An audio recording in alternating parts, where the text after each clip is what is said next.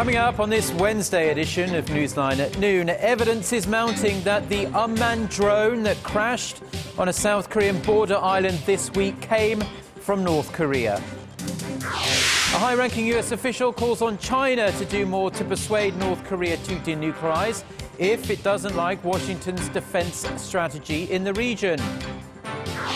Plus, a tsunami warning is issued for the South American coast after an 8.2 magnitude earthquake strikes off northern Chile. These stories and more on Newsline at Noon.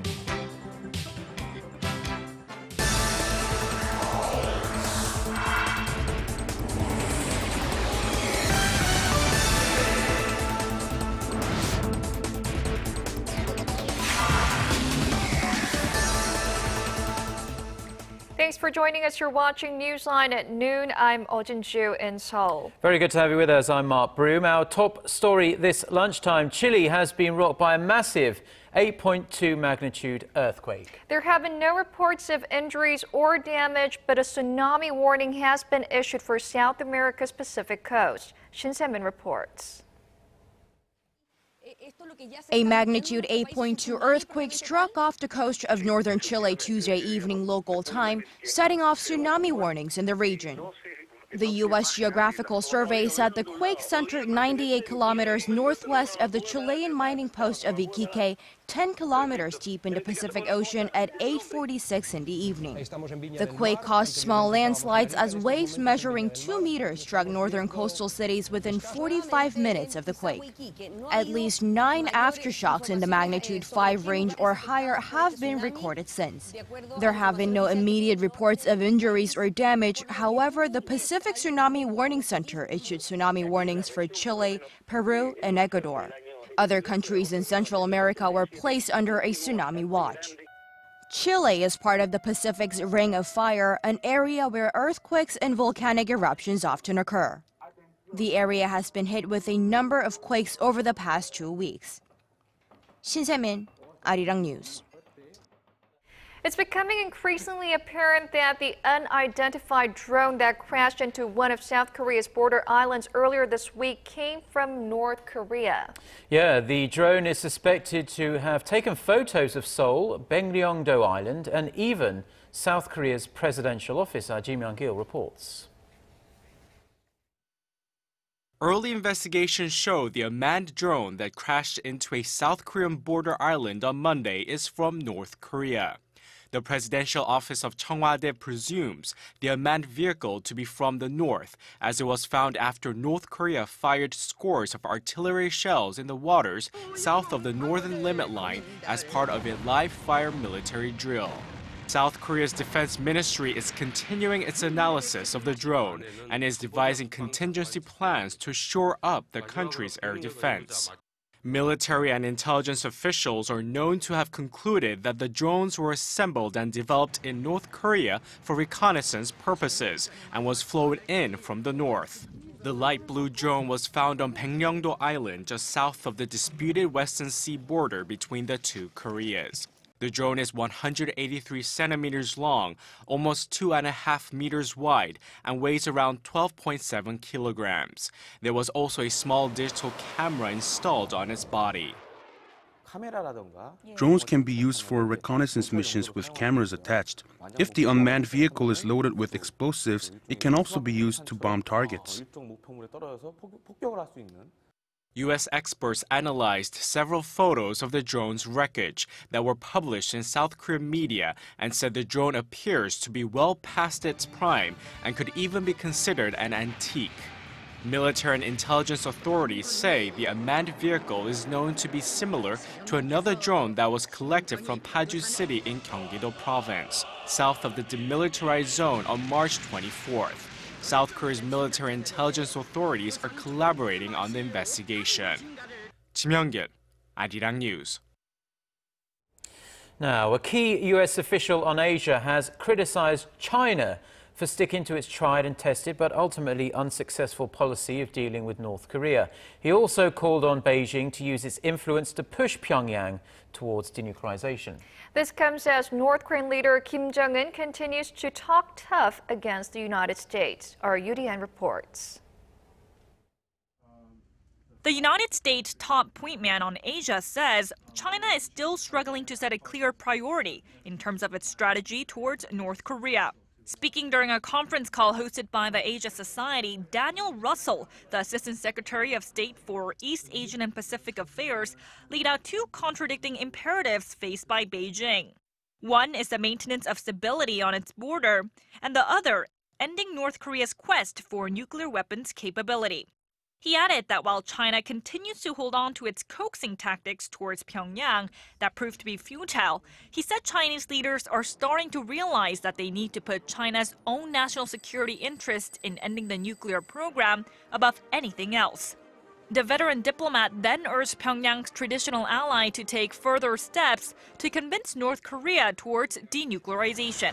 The comments come as North Korea continues to ramp up its anti-U.S. rhetoric.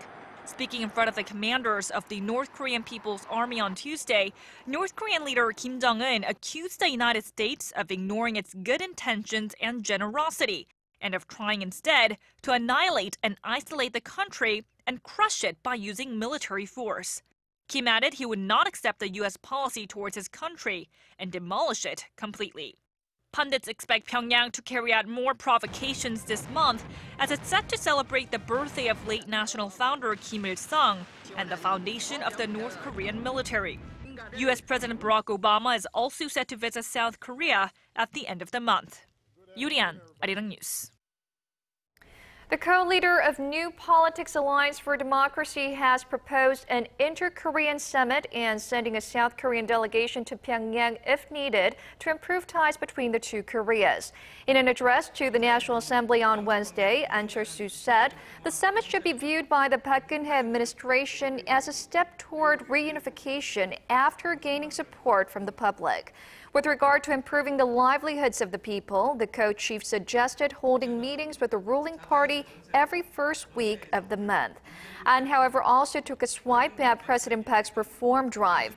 He said her steps to remove excessive regulations on business activities should be done with more caution. Japanese Prime Minister Shinzo Abe says his government will uphold a landmark apology to victims of its wartime sexual enslavement. But one Japanese opposition lawmaker isn't so sure. At a seminar in Washington, D.C. Tuesday, Satsuge Eda of Japan's Democratic Party said the Abe administration still intends to review the Kono statement and issue a revised version sometime next year. Eda, who expressed concern about the move, added the new statement would contain Japan's official stance on war and draw international attention. The lawmaker's comments run counter to what Prime Minister Abe said last month ahead of his first official meeting with President Park Geun-hye, when he pledged to uphold the 1993 apology.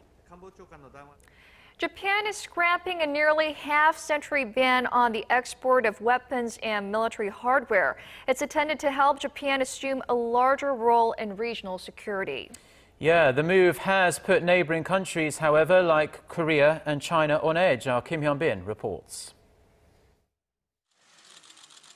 Japan is easing self-imposed restrictions on weapons exports, known as the Three Principles, that have been in place since the late 1960s. In a bid to take a more active security role in the region. This new principle draws on what the previous three principles sought to achieve, while allowing for the movement of defensive arms overseas in accordance with the security environment at hand. The changes have China in mind. They aim to increase Japan's influence in the region by helping countries currently embroiled in territorial disputes with China. As expected, Beijing has expressed concern about the move. We request that the Japanese side learn lessons from history, earnestly respond to regional countries' strong concerns about the relevant issue, follow the trend of history, take the path of peaceful development, and do more things that are conducive to the region's peaceful and stable development. Korea's foreign ministry also had a word of caution for Tokyo. Neighboring countries may be concerned about the move, so the Japanese government should enact the changes as transparently as possible. Japan has tried to reassure its neighbors by saying the exports of weaponry will mainly focus on non-lethal defense gear, such as mine detectors and patrol ships. Analysts say the ban removal will open up new markets for Japanese defense companies and will make it easier for them to join multinational development projects for new weapons systems. While there will be changes, there will also be restrictions. The new guidelines will allow for the exports of weapons only to allies and partners that agree not to sell them to third nations without Japanese approval. The three principles were adopted back in 1967 and prohibited arms sales to communists, countries that were under UN sanctions, or in armed conflicts. It later expanded to include all weapons exports. Kim Hyun-bin, Arirang News. Japan made another decision this week that Korea is paying close attention to. It hiked its consumption tax on Monday, and this decision is expected to have a noticeable impact on Korean exporters. Kwon So-ah has more. Competition between Korea and Japan in the export market may become more heated as Japan raised its consumption tax rate from 5% to 8% on Monday in a bid to gather money for social welfare programs. It's the biggest hike in 17 years. To keep consumption from slowing, the Japanese government also announced a stimulus package. But according to a recent public opinion poll, more than half of Japanese citizens said they would cut spending if taxes went up.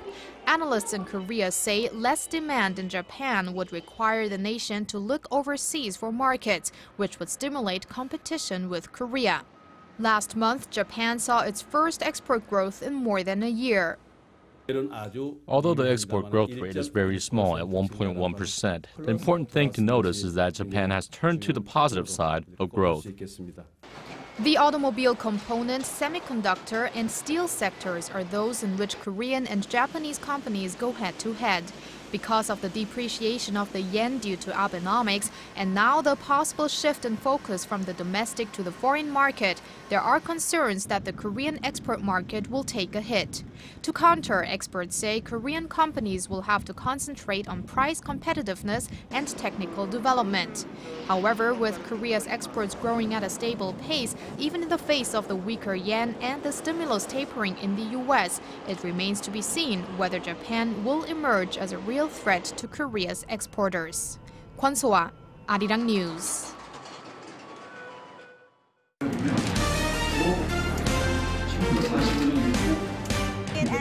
Stay up to date on the latest news out of Korea, connecting to our team of reporters about the issues that matter to Korea. On air, on your mobile, online. Find out more about Korea on Newsline at Noon with Mark Broom and Jin-ju.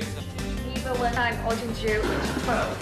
Market researcher, strategy analytics, said Thursday that LG Electronics brought in. South Korea and the United Kingdom have agreed to enhance their bilateral cooperation in the financial sector.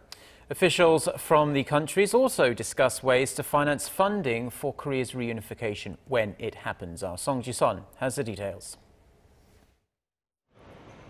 Senior financial officials from South Korea and the United Kingdom gathered in London Tuesday to strengthen the two countries' financial ties.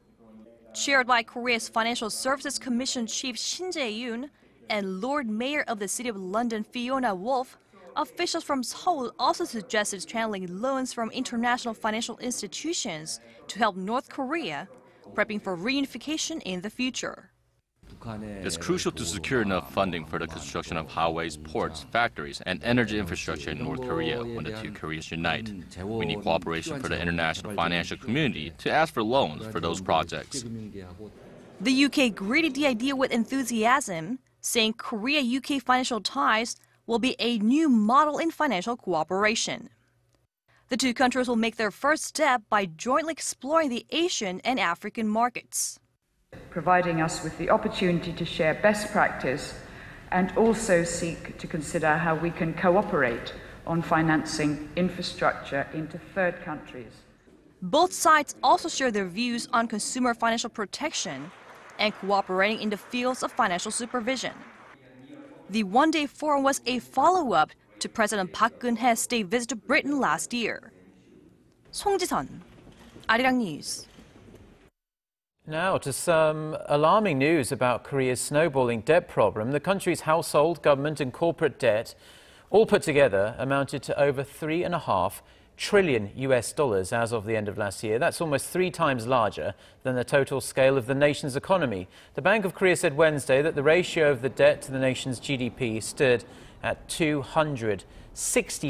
The figure has been on a steady rise since 2004 and spiking in 2008 to around 250% when the nation was hit by the global financial crisis. And for the 3rd straight year, Korea's Electronics and Telecommunications Research Institute has been ranked the world's #1 innovation center. That's according to U.S.-based research institute IPLQ Global.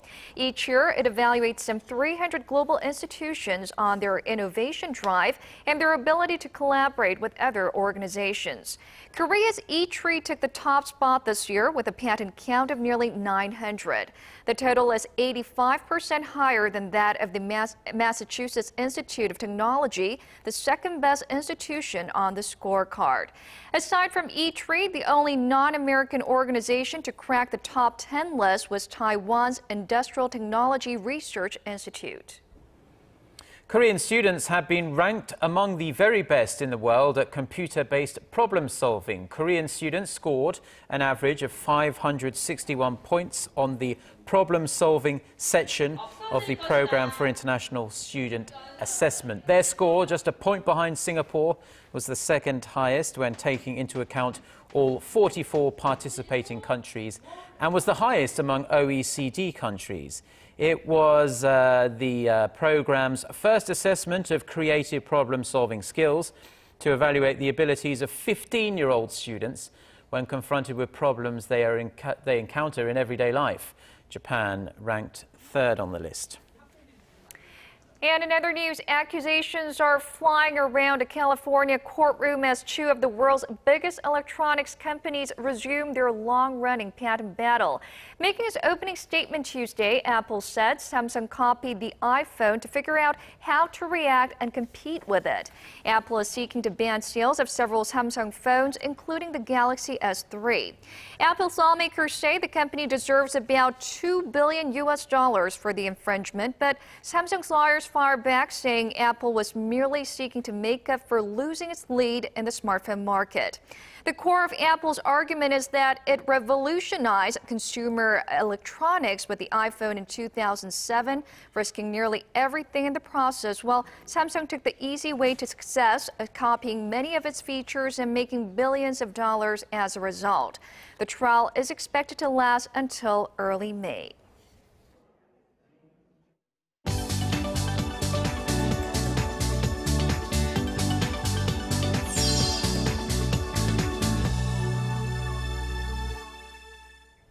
Now, for a look at the international headlines we're following at this hour, we're going to turn it over to our Eunice Kim, standing by at the News Center. Eunice, NATO had strong words for Russia in a meeting of its foreign ministers, and it looks like they are effectively turning their backs to Russia. That's right, Jinju. NATO foreign ministers have suspended their cooperation with Russia. This will apply to practical civilian and military cooperation. The Western Military Alliance of 28 nations said business as usual was simply not an option after Russia annexed Ukraine's Crimea. NATO chief Anders Fogh Rasmussen called the takeover the gravest threat to European security this generation. A joint statement said political dialogue could continue, though, through the NATO-Russian Council.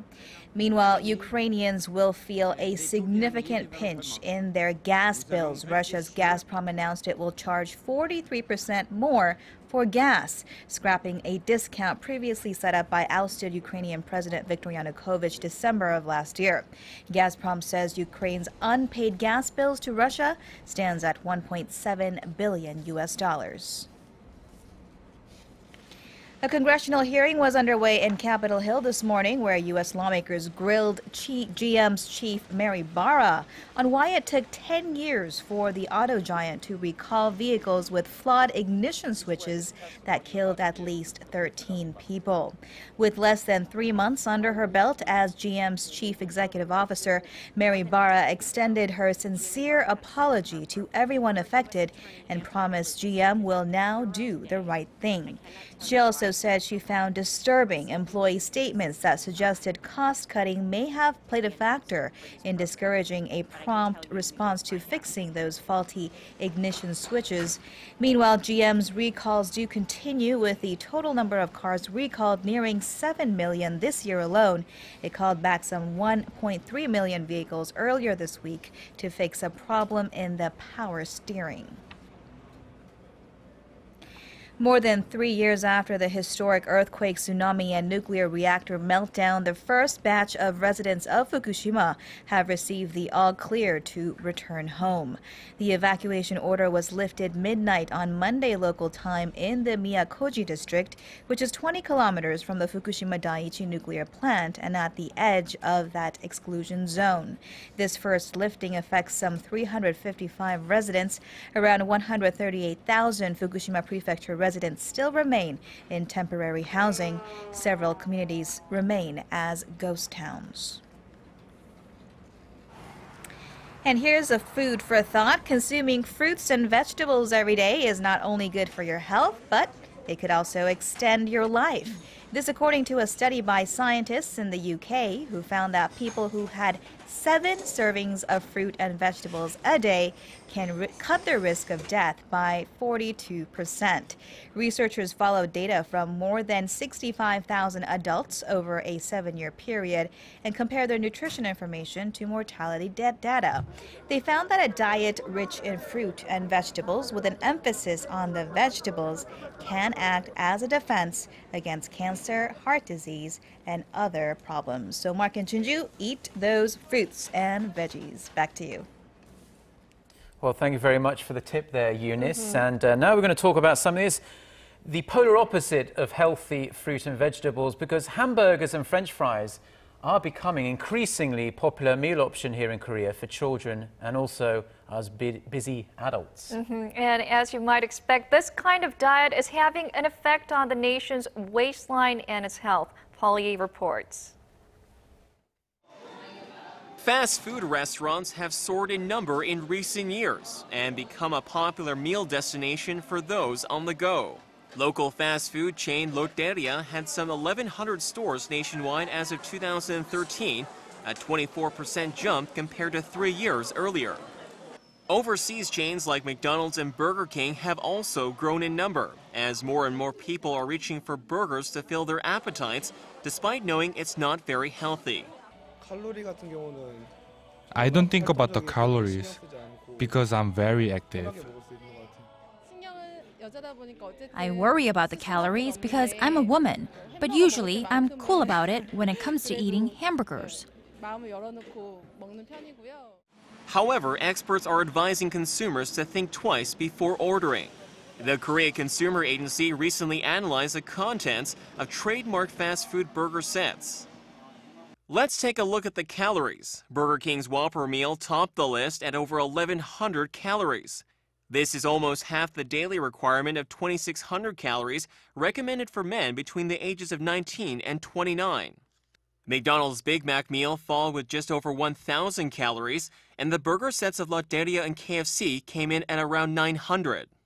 Sodium levels also approach daily requirements. A man in his 20s is recommended no more than 1,500 milligrams of sodium a day. KFC's meal had the most sodium content at over 1,400 milligrams, followed by McDonald's at 1,200 and Lotteria and Burger King at around 1,000. Consumers should check nutritional values carefully before eating hamburgers if they want to maintain a healthy appetite, as even one set contains a high amount of calories and sodium. Experts advise that children in particular should refrain from eating hamburgers too often, as the calories and sodium content exceed their recommended daily intake. Paul Yee, Arirang News.